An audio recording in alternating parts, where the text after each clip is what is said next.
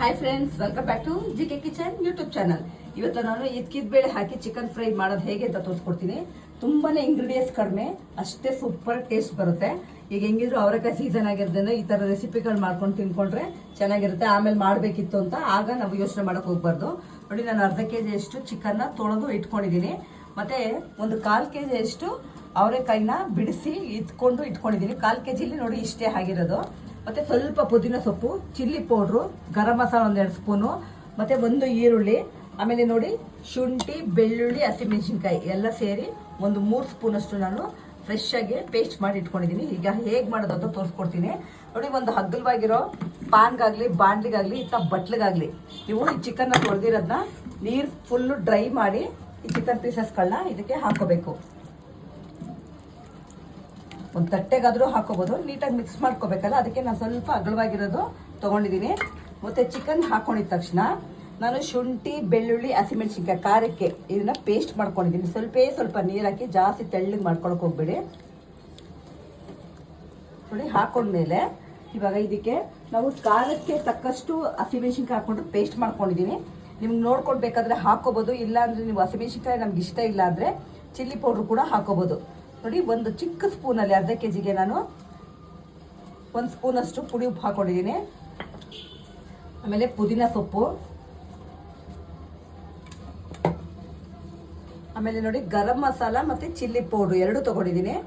2 ಹಾಕಿ ಇದನ್ನ ಇವಾಗ ಮಿಕ್ಸ್ ಮಾಡಿ ಚೆನ್ನಾಗಿ ಮ್ಯಾರಿನೇಟ್ ತರ 1/2 ಅವರ್ ಮಾಡಿಟ್ಬಿಟ್ರೆ ಉಪ್ಪು, ಹುಳಿ, ಖಾರ ಎಲ್ಲ ಚೆನ್ನಾಗಿ ಹಿಡ್ಕೊಳ್ಳುತ್ತೆ. ಅವಾಗ ತಿನ್ಬೇಕಾದ್ರೂ ಸಪ್ಪೆ ಅನ್ಸೋದಿಲ್ಲ ನಮಗೆ. ನೋಡಿ, ಎಲ್ಲ ಡ್ರೈ ಪೌಡ್ರ್ ಹಾಕೊಂಡ್ಮೇಲೆ ಇದನ್ನ ಮಿಕ್ಸ್ ಮಾಡ್ಕೊಳ್ಳೋಣ. 1/2 ಅವರ್ ಆದ್ರೂ ನಾವು ಮ್ಯಾರಿನೇಟ್ ಮಾಡಿಟ್ರೆ ಚೆನ್ನಾಗಿರುತ್ತೆ. ತಕ್ಷಣಕ್ಕೆ ಮಾಡ್ಬೇಕಂದ್ರೆ ಚೆನ್ನಾಗಿ ಬರೋದಿಲ್ಲ ಇದು. ಆಮೇಲೆ ಸ್ವಲ್ಪ ಇದಕ್ಕೆ ಒಂದು 2-3 ಸ್ಪೂನ್ ಅಷ್ಟು ನಾನು ಮೊಸರು ಕೂಡ ಹಾಕೊಳ್ತಾ ಇದ್ದೀನಿ. ಅರ್ಧ ಕೆಜಿಗೆ ನಾನು ತೋರಿಸ್ತಾ ಇರೋದು, ಕರೆಕ್ಟಾಗಿ ನೋಡ್ಕೊಳ್ಳಿ.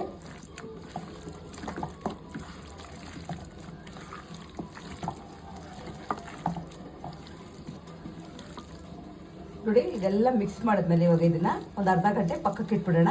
ಇದನ್ನ ಮ್ಯಾರಿನೇಟ್ ಆಗೋಷ್ಟೊತ್ತಿಗೆ ನಾವು ನೋಡಿ ಇಟ್ಕೊಂಡಿದೀವಲ್ಲ ಬೇಳೆ, ಇದ್ಕಿದ ಬೇಳೆ ಮತ್ತೆ ಈರುಳ್ಳಿನ ಚೆನ್ನಾಗಿ ಫ್ರೈ ಮಾಡ್ಕೊಳ್ಳೋಣ. ನೋಡಿ, ಇವಾಗ ಇನ್ನೊಂದು ಸೈಡು ನಾನು ಖಾಲಿ ಬಾಣಲಿ ಇಟ್ಕೊಂಡಿದ್ದೀನಿ. ಇದಕ್ಕೆ ಒಂದು 4-5 ಸ್ಪೂನ್ ಅಷ್ಟು ಎಣ್ಣೆ ಹಾಕೊಳ್ಳೋಣ.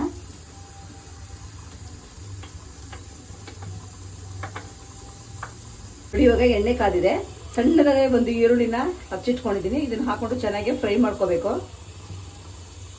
ನೋಡಿ, ಅವರೆಕಾಯಿ ಸೀಸನಲ್ಲಿ ನಮಗೆ ಹೇಗೆ ಬೇಕೋ ತಿಂಡಿಗಳು ಆ ಥರ ಮಾಡಿ ತಿನ್ಕೋಬೇಕು. ಇನ್ನೊಂದು ವರ್ಷಕ್ಕೆ ಬರೋದು ಅವರೆಕಾಯಿ, ಅದಕ್ಕೋಸ್ಕರ ರೆಸಿಪಿ ಮಾಡಿ ತೋರಿಸಿದ್ದೀನಿ. ತುಂಬಾ ಚೆನ್ನಾಗಿ ಫ್ರೈ ಬರುತ್ತೆ ಇದು. ನೋಡಿ, ಚೆನ್ನಾಗಿದ್ದೀನ ಈರುಳ್ಳಿನ ಫ್ರೈ ಮಾಡ್ಕೊಳ್ಳೋಣ. ಈಗ ನೋಡಿ, ಈರುಳ್ಳಿ ಸ್ವಲ್ಪ ಚೆನ್ನಾಗಿ ಫ್ರೈ ಆಗಿದೆ. ನಾವಿವಾಗ ತೊಳೆದು ಇಟ್ಕೊಂಡಿರೋಂಥ ಇಕ್ಕಿದ ಬೇಳೆನ ಇದಕ್ಕೆ ಹಾಕ್ಕೊಳ್ತಾ ಇದ್ದೀನಿ. ನಿಮಗೆ ಬೇಕಿದ್ರೆ ಇದ್ರಲ್ಲಿ ಸ್ವಲ್ಪ ಕಡಿಮೆ ಕೂಡ ಹಾಕೋಬೋದು. ನೋಡಿ, 1/4 ಕಿಲೋ ಅಷ್ಟು ಅರ್ಧ ಕೆಜಿಗೆ ಹಾಕ್ಕೊಂಡ್ರೆ ಚಿಕನ್ಗೆ ಚೆನ್ನಾಗಿ ಕರೆಕ್ಟಾಗಿ ಕ್ವಾಂಟಿಟಿ ಕರೆಕ್ಟಾಗಿರುತ್ತೆ, ಮತ್ತು ತಿನ್ಬೇಕನ್ನೋ ರುಚಿ ಚೆನ್ನಾಗಿರುತ್ತೆ. ನೋಡಿ, ಚೆನ್ನಾಗಿ ಇವಾಗ ಇದನ್ನ ಈ ಇಕ್ಕಿದ ಬೇಳೆ ಇಕ್ಕಿದ್ಮೇಲೆ ಸ್ವಲ್ಪ ಹಸಿ ಸ್ಮೆಲ್ ಇರುತ್ತೆ. ಚೆನ್ನಾಗಿ ಇದನ್ನ ಈ ಸ್ಮೆಲ್ ಹೋಗೋವರೆಗೂ ನಾವು ಫ್ರೈ ಮಾಡ್ಕೋಬೇಕು.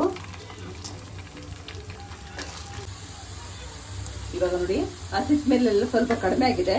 ಈ ಟೈಮಲ್ಲಿ ನಾನು ಸ್ವಲ್ಪ ಇದಕ್ಕೆ ಅರಿಶಿನ ಪುಡಿ ಹಾಕ್ಕೊಳ್ತೀನಿ. ಹಾಕೊಂಡು 1-2 ನಿಮಿಷ ಇದನ್ನ ಈ ತರ ಮಿಕ್ಸ್ ಮಾಡ್ಕೊಂಡ್ರೆ ಸಾಕು.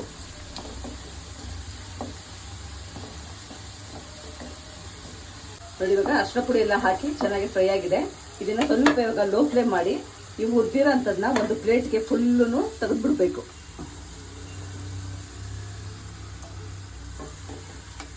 ಎಣ್ಣೆಲ್ಲ ನೀಟಾಗಿ ಡ್ರೈ ಮಾಡಿ ಒಂದು ಪ್ಲೇಟ್ಗೆ ತೆಗೆದಿಟ್ಬಿಡೋಣ. ಇದನ್ನ ನೋಡಿ, ಇಕ್ಕಿದ ಬೇಳೆ ಪೂರ್ತಿ ತೆಗೆದ್ಮೇಲೆ ನಾವು ಮ್ಯಾರಿನೇಟ್ ಮಾಡಿ ಇಟ್ಕೊಂಡಿದ್ದೀವಲ್ಲ, ಇವಾಗ 1/2 ಅವರ್ ಆಗಿದೆ ಚಿಕನ್ನು. ಅದನ್ನ ಒಂದ್ಸತಿ ಕೈಯಲ್ಲಿ ನಾವು ಮಿಕ್ಸ್ ಮಾಡ್ಕೊಂಡು ಇವಾಗ ಈ ಎಣ್ಣೆಗೆ ಎಣ್ಣೆ ಎಕ್ಸ್ಟ್ರಾ ಹಾಕೊಳಕ್ ಹೋಗ್ಬೇಡಿ. ಈ ಎಣ್ಣೆಗೆ ಇದನ್ನು ಡೈರೆಕ್ಟಾಗಿ ಇವಾಗ ಹಾಕೊಳ್ಳೋಣ. ನೋಡಿ, ಮ್ಯಾರಿನೇಟ್ ಮಾಡೋಣ ಚಿಕನ್ನ ಡೈರೆಕ್ಟಾಗಿ ಎಣ್ಣೆಗೆ ಹಾಕೊಂಡಿದ್ವಿ. ಎಕ್ಸ್ಟ್ರಾ ಏನು ಎಣ್ಣೆ ಹಾಕೊಳಕ್ ಹೋಗ್ಬೇಡಿ. ಇದಕ್ಕೆ ಮೊಸರು ಹಾಕಿ ಮಿಕ್ಸ್ ಮಾಡಿದೀವಲ್ಲ, ಸ್ವಲ್ಪ ಇದರಲ್ಲಿ ಎಣ್ಣೆ ಅಂಶ ಅಂದರೆ ಜಿಡ್ಡಿನ ಅಂಶ ಬಿಡುತ್ತೆ, ಕರೆಕ್ಟಾಗಿರುತ್ತೆ. ಇನ್ನೂ ಎಕ್ಸ್ಟ್ರಾ ಎಣ್ಣೆ ಹೋದರೆ ಎಣ್ಣೆ ಎಲ್ಲ ಮೇಲೆ ಸೇರುತ್ತೆ, ಚೆನ್ನಾಗಿರೋದಿಲ್ಲ ತಿನ್ನೋದಕ್ಕೆ. ಅದು ಪೂರ್ತಿ ಇವಾಗ ಮಿಕ್ಸ್ ಮಾಡಿದ್ಮೇಲೆ ಇದನ್ನ ಒಂದು 10 ನಿಮಿಷ ನಾವು ಪ್ಲೇಟ್ ಮುಚ್ಚಿ ಇಟ್ಬಿಡ್ಬೇಕು. ಅವಾಗ ಸಾಫ್ಟಾಗಿ ಚೆನ್ನಾಗಿ ಬೇಯುತ್ತೆ. ನೋಡಿ, ಇವಾಗ ಒಂದು 10 ನಿಮಿಷ ಆಗಿದೆ. ಚಿಕನ್ ಪೂರ್ತಿ ಇವಾಗ ಸ್ವಲ್ಪ ಡ್ರೈ ಆಗಿದೆ. ಮತ್ತು ಸ್ವಲ್ಪ ಗ್ರೇವಿ ಥರ ಕೂಡ ಇದೆ. ಇವಾಗ ಇದನ್ನು ಮುಚ್ಚಳ ಹಾಕಿದ್ದೀವಲ್ಲ, ನಾವು ಅದನ್ನು ಕ್ಲೋಸ್ ಮಾಡೋದನ್ನ ತೆಗೆದ್ಬಿಡ್ಬೇಕು. ಈ ಟೈಮಲ್ಲಿ ನಾವು ಇದ್ಕಿದ ಬೇಳೆನ ಹುರಿದಿಟ್ಕೊಂಡಿದ್ದೀವಲ್ಲ, ಇವಾಗ ಹಾಕೊಳ್ಳೋಣ.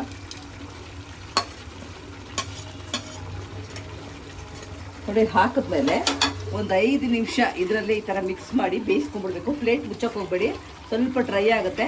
ನೀವು ಅನ್ನಕ್ಕೆ ಬೇಕಾದರೂ ಕಲಿಸ್ಕೋಬೋದು, ಜಾಸ್ತಿ ಗ್ರೇವಿ ಬರೋದಿಲ್ಲ ಇದರಲ್ಲಿ. ನಾವು ಮೊಸರು ಎಷ್ಟು ಹಾಕ್ಕೊಂಡಿದ್ದೀವೋ ಅಷ್ಟು ಬರುತ್ತೆ. ನೋಡಿ, ಇದ್ಕಿದ ಬೇಳೆ ಎಲ್ಲ ಹಾಕಿದ್ಮೇಲೆ ಇವಾಗ ಒಂದು 5 ನಿಮಿಷ ಹಾಗೆ ಪ್ಲೇಟ್ ಮುಚ್ಚೋದು ಬೇಡ, ಹಾಗೆ ಡ್ರೈ ಥರ ಹುರ್ಕೊಳ್ಳೋಣ. ಇವಾಗ ನೋಡಿ, ಫೈನಲ್ ಇವಾಗ ಚಿಕನ್ ಇದ್ಕಿದ ಬೇಳೆ ಹಾಕಿರೋ ಚಿಕನ್ ಫ್ರೈ ಸೂಪರಾಗಿ ರೆಡಿಯಾಗಿದೆ. ಮತ್ತು ನೋಡಿ, ಪೂರ್ತಿ ನೀರೆಲ್ಲ ಫುಲ್ಲು ಡ್ರೈ ಆಗಿದೆ. ಇದು ನೀವು ರಸಮ್ ಮಾಡಿಕೊಂಡಾಗ ಮತ್ತು ಟೊಮೆಟೊ ಗೊಜ್ಜು, ಆಮೇಲೆ ತಿಳಿ ಬೇಳೆ ಸಾಂಬಾರದ ಜೊತೆಗೆ ಸೂಪರ್ ಕಾಂಬಿನೇಷನ್ನು, ಖಾರವಾಗಿ ಸಖತ್ತಾಗಿ ಬರುತ್ತೆ ಇದು. ನೋಡಿ, ನಾವು ಮೊಸರು ಹಾಕೊಂಡಿರೋದ್ರಿಂದ ನಿಂಬೆಹಣ್ಣು ಹಾಕೊಳ್ಳೋ ಅವಶ್ಯಕತೆ ಇರೋದಿಲ್ಲ. ನೋಡಿ, ಸ್ವಲ್ಪ ಗ್ರೇವಿ ಥರ ಇದೆ, ಅನ್ನ ಕೂಡ ಹಾಕೋಬೋದು. ಇದನ್ನ ಇವಾಗ ಆಫ್ ಮಾಡ್ಕೊಡ, ರೆಡಿಯಾಗಿದೆ. ನೋಡಿ, ಬಿಸಿ ಬಿಸಿಯಾಗಿ ಒಳ್ಳೆ ಸೂಪರಾಗಿರೋ ಟೇಸ್ಟು ಇದ್ಕಿದ ಬೇಳೆ ಹಾಕಿ ಚಿಕನ್ ಹಾಕಿರೋ ಫ್ರೈ ಸೂಪರಾಗಿ ರೆಡಿಯಾಗಿದೆ. ಯಾರ್ಯಾರು ಫಸ್ಟ್ ಟೈಮ್ ವಿಡಿಯೋ ನೋಡ್ತಿದ್ದೀರಾ ಪ್ಲೀಸ್ ಸಬ್ಸ್ಕ್ರೈಬ್ ಮಾಡ್ಕೊಳ್ಳಿ. ನಿಮಗೂ ವಿಡಿಯೋ ಇಷ್ಟವಾದಲ್ಲಿ ಲೈಕ್ ಮಾಡಿ, ಶೇರ್ ಮಾಡಿ, ಸಬ್ಸ್ಕ್ರೈಬ್ ಮಾಡಿ, ಪಕ್ಕದಲ್ಲೇ ಇರೋ ಬೆಲ್ ಐಕಾನ್ನ ಕ್ಲಿಕ್ ಮಾಡಿ. Thank you.